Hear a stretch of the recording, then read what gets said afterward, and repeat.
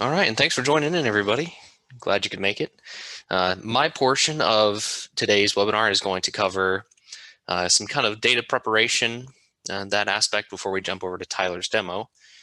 So what I'm going to cover for you today is a little bit of that data preparation. I'm going to be using ArcGIS Pro to make all of that happen. The next thing I'm going to talk about is the configuration of the ArcGIS Online web map. And that web map is going to allow us to create a map that we can use in Field Maps, which will be our kind of mobile Esri application that Tyler's going to be demoing with the R2 integration. So I'm going to get started here on some data preparation topics.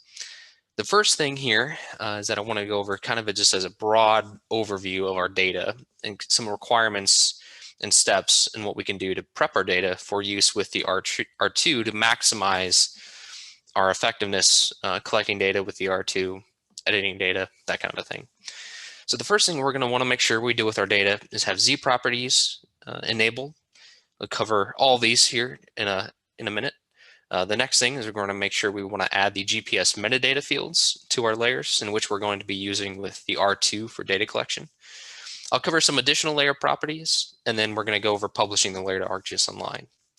So the first thing to cover here is Z values. So Z values, this is a layer property that's accessible when a layer is first created. You have the option there kind of on the right hand side of my screen. You can see the geoprocessing tool here for creating a feature class. And in that tool, you can see a couple of the different properties, but the geometric properties with that checkbox enabled about halfway through the prompt there is where it says Z values. So the coordinates are going to include Z values that allow the feature to store 3D data. And basically, this property allows us to represent elevation on our points. So we're going to be able to get this Z property enabled. We're going to be able to tie this into the next step here for adding the GPS metadata fields. One thing I do like to point out is if you have a current existing data set that was created without Z values that were enabled, no worries, we can always go back. We can create a new feature layer and make sure those Z values are enabled upon creation of that layer. Then we can also append the data from that existing layer back into the new layer, overwrite the service on ArcGIS Online, so forth to get that Z value enabled. It's a little bit of a workaround, but if you don't have the Z values currently on an existing layer, no worries. Definitely not the end of the world. We can always get there with a new feature layer with Z values enabled. So the next step, once we've enabled our Z values, is we're going to want to add the GPS metadata fields to our layer.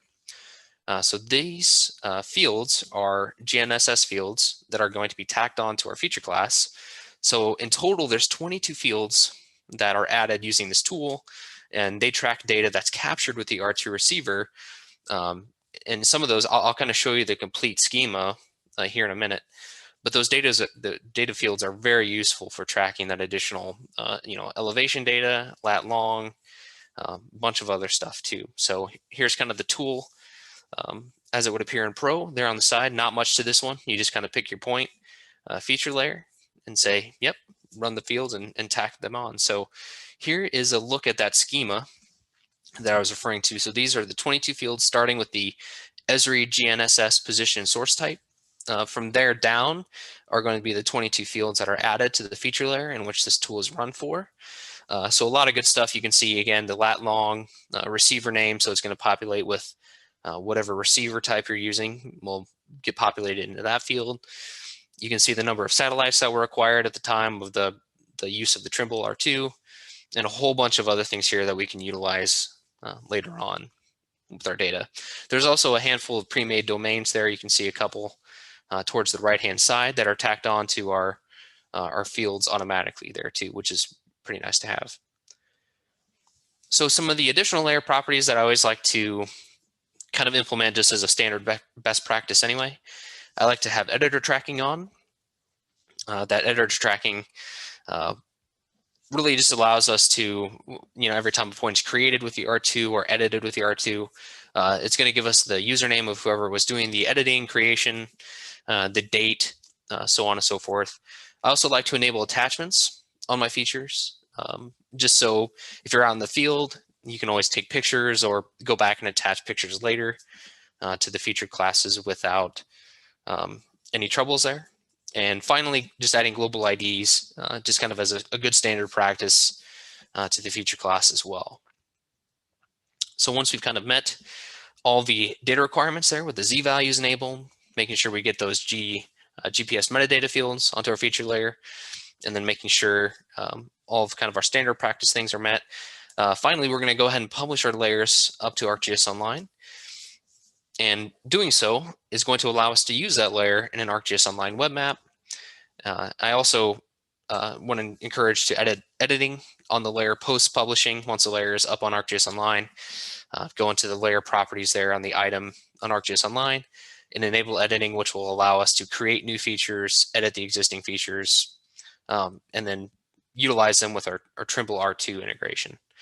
And our web map that we create and configure will be utilized in Field Maps, which is Esri's new field data application, kind of replacing what we're used to with Collector. So there's a setting on that web map as well. I'll kind of touch on here in a second that we're going to have to enable as well on ArcGIS Online to allow us to use a specific web map in Field Maps. So again, just kind of sharing here on the right-hand side of the screen some of the standard sharing parameters with the web layer. So next, I'm going to jump over to the ArcGIS Online web map that we are using here for our Trimble R2 collection. I'm going to turn on some annotation settings so you guys can kind of see my mouse a little bit better, see where I'm clicking around. So here I'm just going to show a couple quick things here in the item settings on ArcGIS Online, and then we'll hop into the map itself. So you can see I've got kind of a title, thumbnail, description, again, all kind of some basic common practice kind of a thing. One thing I did want to point out here is over on the settings. If I open up the settings tab for our web map, got a couple things I always kind of like to have. I'd like to have some delete protection enabled on our web map, just so nothing funky happens, whether that's here in the office or out in the field. I just kind of like to have that as a safeguard set in place. The next thing I'm going to cover on down here, got a couple things to touch on here real quick. The application settings at the very bottom of our settings page, I've got a couple different search settings enabled so that when we're using the field map out in the field in Field Maps itself, we can actually search our features in our layers. You can configure these searches. I've got a couple here set up you can take a look at. One being the parcels.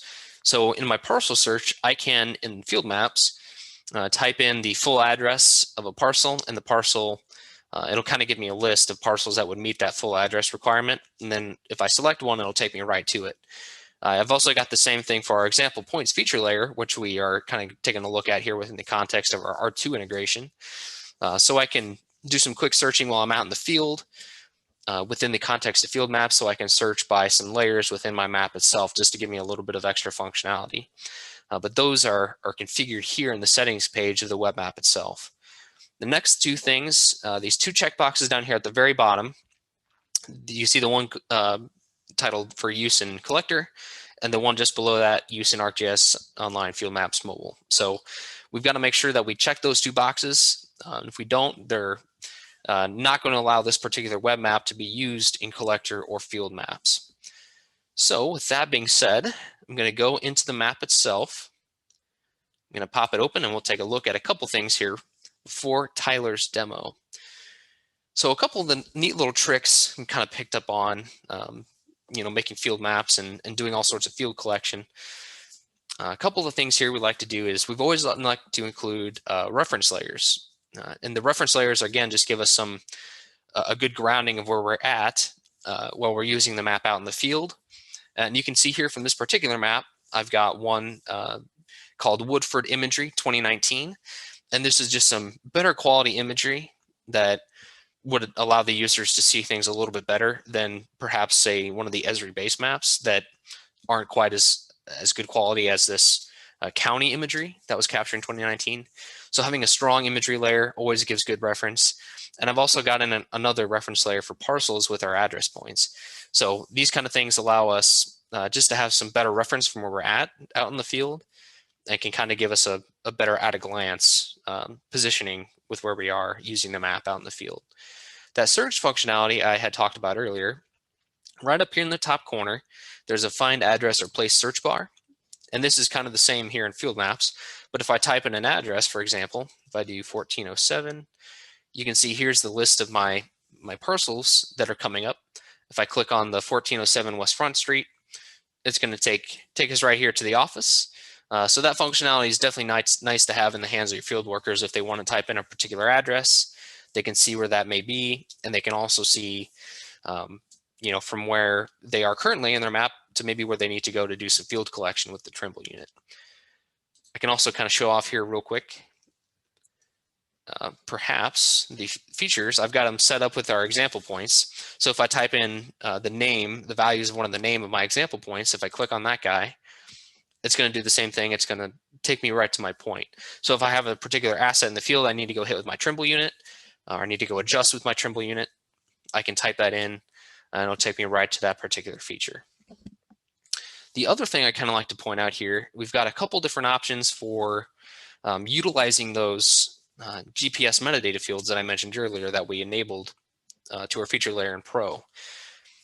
For example, if we wanted to show which assets have been updated with our Trimble R2 unit, we could symbolize our points based on that attribute, that receiver name attribute that was part of the 22 fields that were added with our GPS metadata fields. If I take a look here at the legend, I'm going to pop it open. I've got my example points here on the map.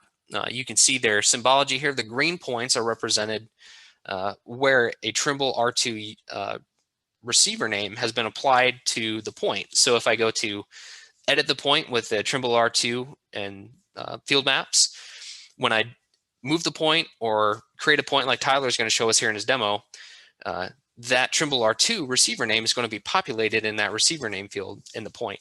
So I can use that to show which assets in my in my jurisdiction have been hit with the Trimble R2 receiver and have been GPS versus the ones that have not yet to be GPS. So I can do this a couple different ways. I can do this on the feature itself, like we're accomplishing here.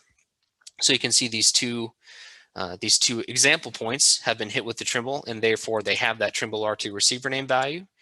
Or I can also accomplish this if I wanted to symbolize my features in a different way. Say if I wanted to show an attribute on the feature itself, for example, like manhole type, if I have, or different like hydrant types, I could take that attribute and apply that to the symbology however I'd like. So I could have a bunch of different colored manholes or hydrants, but I could also use an option. I can copy this example points layer and I can turn this on, and I can add the same kind of a thing with a halo effect.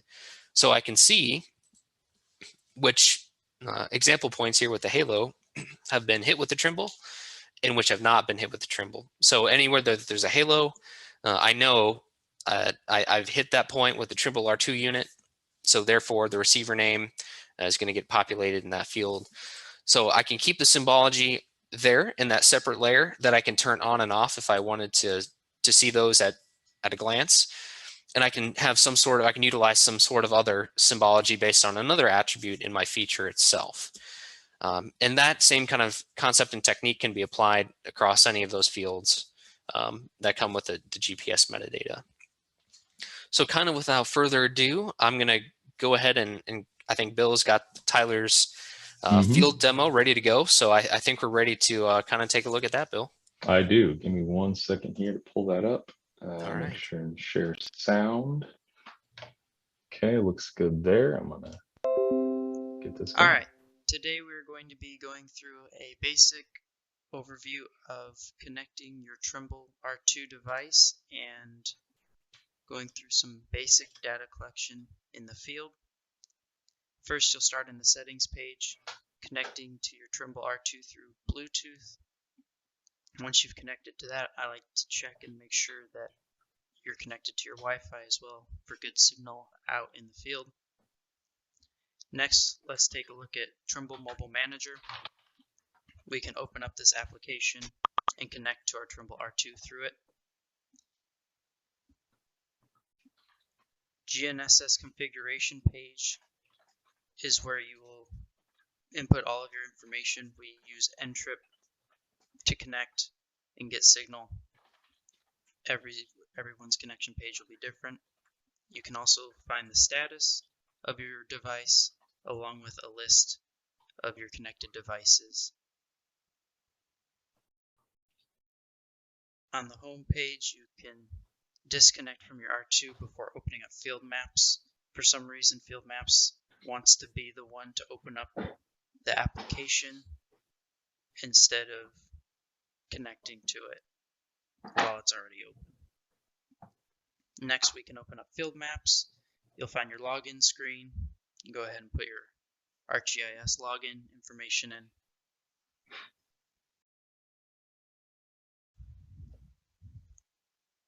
Once you sign in, you should find your Maps page. This is kind of your home screen for Field Maps. In the top left, you have your profile, in which you'll find a bunch of different options for settings.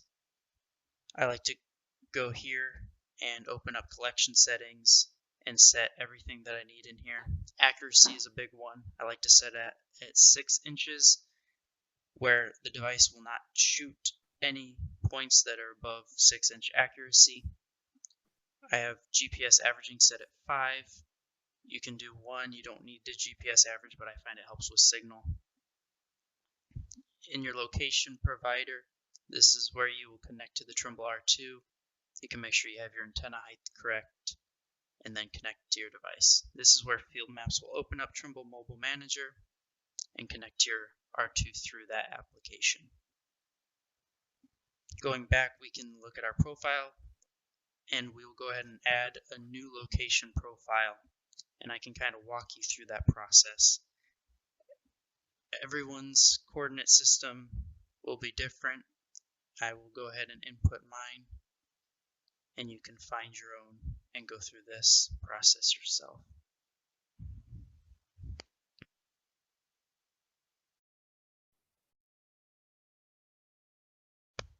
For the map extent, I just like to zoom in to a general area that I'll be working in.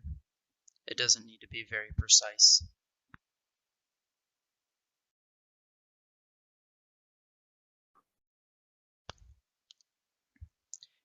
After that, you can choose your datum transformation and then hit done. That should be the last thing you have to input.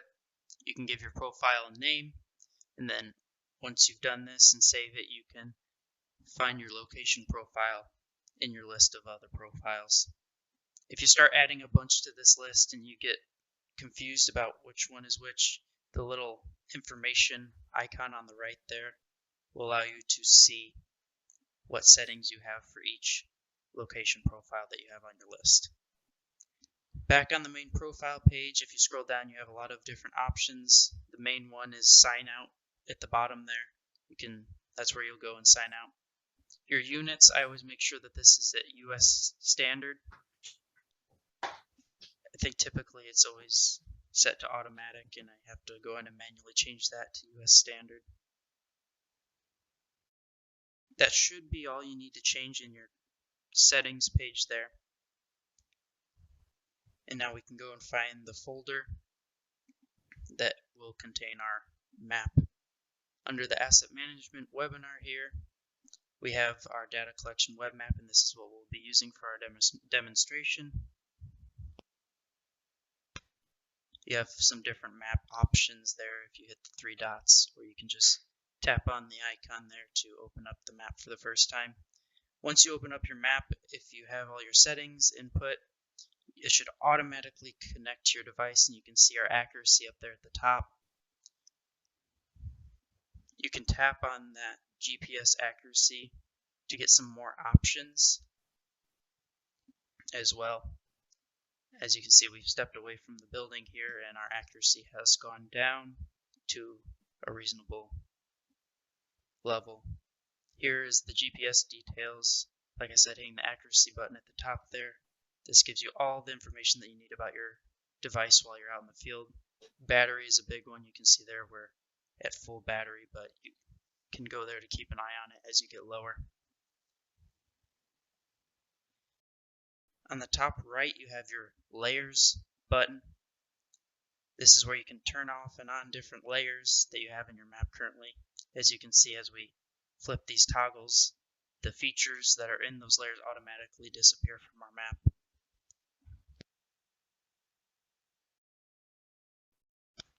In the top right, we have just some other options that you can scroll through. A big one is Edit Multiple. Hitting that button allows you to select multiple features from the same layer and then edit those at the same time. As you pan around, you can always hit the location button at the top right to snap back to your location with your Trimble device. In the bottom right, you have your Collect Data button.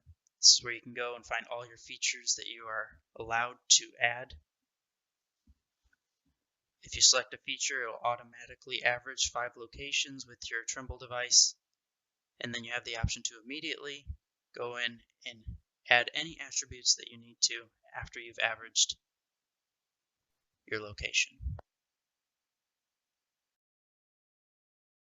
Here I will just run through adding some basic attributes, either by typing in, or we have created some drop downs here under that domain field.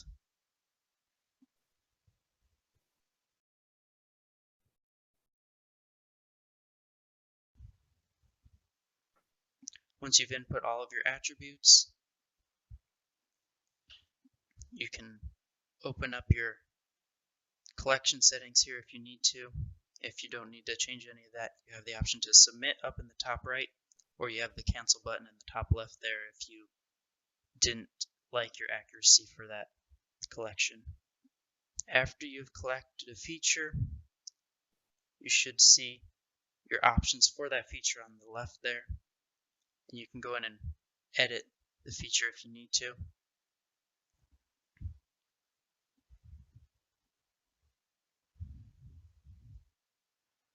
Selecting a feature on the map should open up the ability to see all of your attributes on the left side there.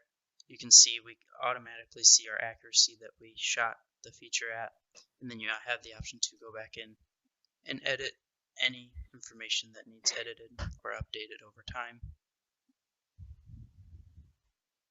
Once we've done that, we can close out of that point that we have selected there.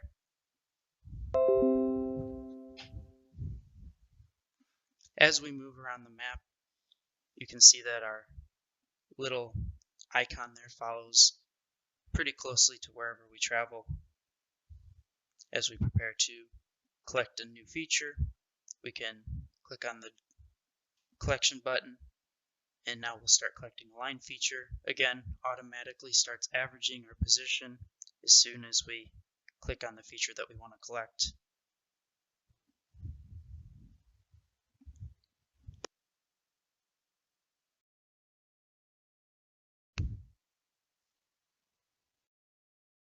With line features, they're a little different than points.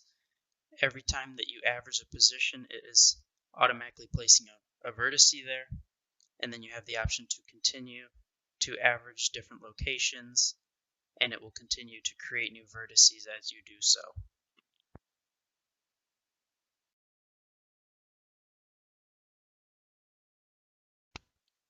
As you can see, our accuracy continues to be at about an inch, so we'll continue to collect points. If our accuracy was to jump up to anything over our collection settings, 6 inches, it would automatically pause averaging, and it wouldn't continue until we regained good accuracy. Now that we've collected 3 vertices, we can go into our settings there on the right and choose to delete a selected point if we need to, along with some other options. We can open up our collection settings here as well, as we did on the main page through the profile. Here I want to note the streaming option here. This is for line features. You can choose a time or distance, and if you stream, when we have it set at 10-foot distance, every 10 feet it'll automatically create a new vertex as we walk. So we start streaming there, and you can see we have the option to stop streaming, but since we're currently streaming, as we just walk, we don't have to worry about averaging or anything like that. Field Maps will automatically create a new vertex for us with our GPS 1-inch accuracy every 10 feet that we move. As you can see, we created 6 vertices there just by walking, and then we can stop our streaming and submit our feature, and we should have our updated line feature there.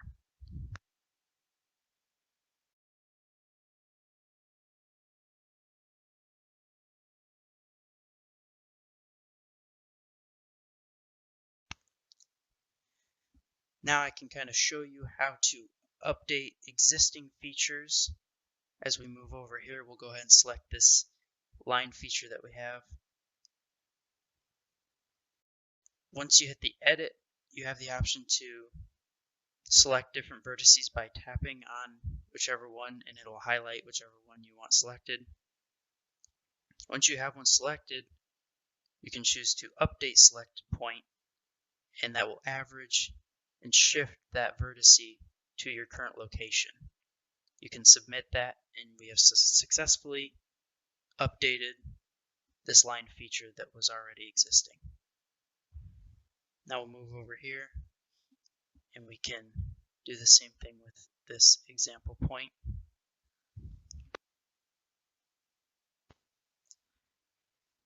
We'll select our example point, and we can choose the edit option.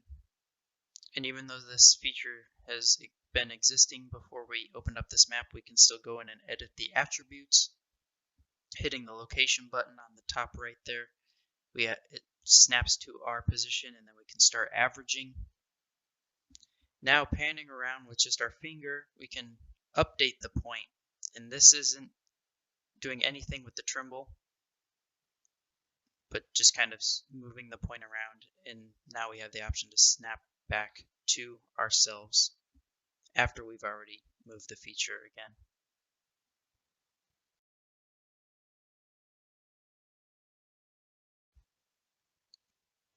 One last thing, if you ever need to for any reason, you can hit the arrow on the top left, exit out of the map, and then hit the 3 dots to reload the map. If you're finding anything not showing up or not updating automatically, you can do that. I found that to be a useful tool at times. Other than that, that should be everything that we need to go over here. Awesome. That was fantastic, guys. I know we're coming right up against time. We did have one question though, Mike wanted to get to here. I'll read it out to the group. Is point averaging considered best practice compared to shooting a single point? Yeah, so Kevin, that's a great question, and we utilize that and we kind of consider that as best practice. Point averaging, even if it's just 5 points, kind of like Tyler was utilizing there, even if it's just those 5 points, it always results in better accuracy than if you were to just shoot one single point. The combination of those multiple points really helps average those together, and it always kind of results in better accuracy. I don't know if you saw at the very top, but Tyler, as he was shooting those points towards the end, it said his GPS accuracy was about 1.5 inches, which is pretty good accuracy. However, at the end, when it had hit all 5 and averaged all 5 of those together, the total actual average accuracy was sub-inch. It was 0.9 inches. So if we have the ability to, and if we have the time to, we do average our point collections, just because it always results in a better accuracy. But one other little caveat with that too, Tyler had mentioned this in his video. If you go to start averaging your points and say you're shooting 5 points, you lose your accuracy threshold. So if Tyler, as he was GPSing, if his accuracy had jumped beyond 6-inch accuracy, so if it had gone to a 7 or 9-inch accuracy, it's going to stop that averaging until your accuracy comes back below that 6-inch threshold. But fantastic question. Yeah, good to know. Good to know. Guys, again, being respectful of your time, we're going to wrap things up. So any other questions, we will follow up with you guys. Please get in touch with us. I'll put this here in the chat as well. So once again, I want to thank Tyler. Wonderful demo. Love getting that live in the field demo from him. And Mike, thanks for your help as well. Folks, get a hold of us. 877-377-8124 is the number here at the office. Of course, you can get on our website, cloudpointgeo.com/contact, and find us all over social media. Follow us there. Like I said in the chat, we do record all these webinars, so you will be getting a recording of this. And I think I might actually upload Tyler's demo separately as well, just as a kind of a separate recording on our YouTube channel. So definitely get on our YouTube channel as well, and you can find everything there. So, but just want to say thanks to everybody for coming today and joining us, and we hope to talk to you real soon.